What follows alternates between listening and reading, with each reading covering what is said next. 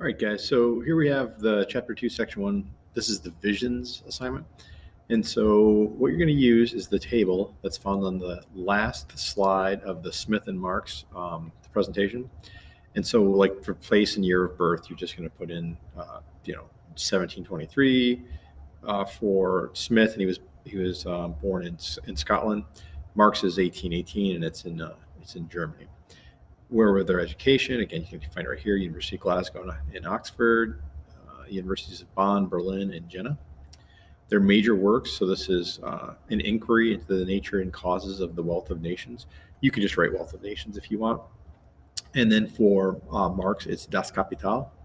And then their vision, it's this. Like, so for Smith, his vision is free enterprise or capitalism. And for Marx, it's socialism or communism. So now you're going to come down here to questions 2 to 5, and you're going to focus on Adam Smith, and you're going to get your answers right here. Okay. So, like, what does Smith think of self-interest? That it causes people to work hard, take risks, and that it benefits society. And then what's the division of labor? It creates greater productivity and wealth. I mean, I think you can kind of get where we're going with that. And then 6 through 8, that's Marx. So what does Marx think of the value of produced goods? Right here, that all value in produced goods comes from labor. And then what does he think about capitalists? That they exploit their workers. And what does he believe about the development of nations? That it's going to progress through 6 stages of development from primitive to pure communism. Now, over here, you're going to either write S for Smith or M for Marx. Let's see, what I'm trying to do here is, there we go. Okay, so if we look at this, so let's figure this out. Resources should be owned by private individuals. So, like, who is more likely to be a person that's, in favor of private property or private individuals? I mean, clearly that's going to be Smith. So what we're going to do here is, if I can get my hand over here, there we go, this is going to be Smith. You can type it if you want. You don't have to do it this way. And then government makes decisions, government decision makers should write economic plans. Now, we talked about this in the presentation about, like, which side, free enterprise or socialism, would be for economic plans. And if you're confused as to what I'm talking about, so, like, go back here, and then what you would be looking at is not visions, but before that, it would be economic systems. Okay. So we're going to put this over here. Go back to the work. And so this is private property. And this would be, you would come to the major differences. Okay. So this first one is control of resources, free enterprise. Resources are owned and controlled by private individuals. So let's look at this one. Government should write an economic plan. So what's the government's role?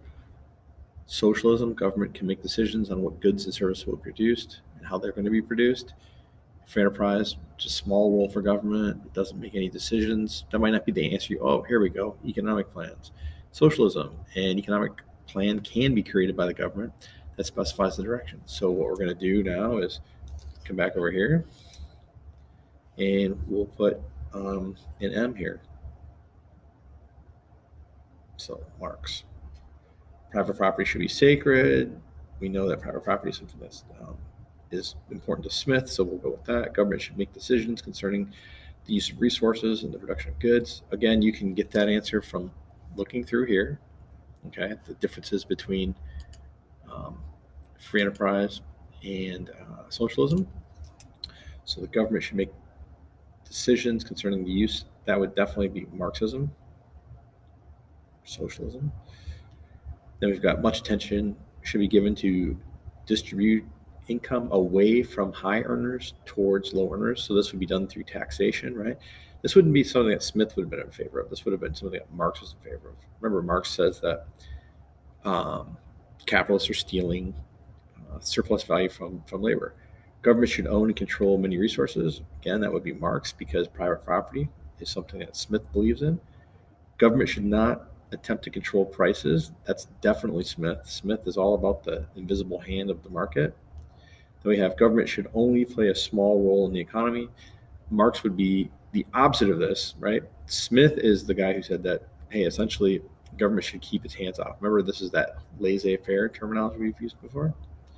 And then government should set wages and the prices of goods. Well, if this says that the government should have a small role in the economy, right? That's Smith. Then this would mean, logically speaking, that this would be Marx. And then the government should own most property and use it for the benefit of the people. Again, just thinking about this is not something that Smith would have agreed with.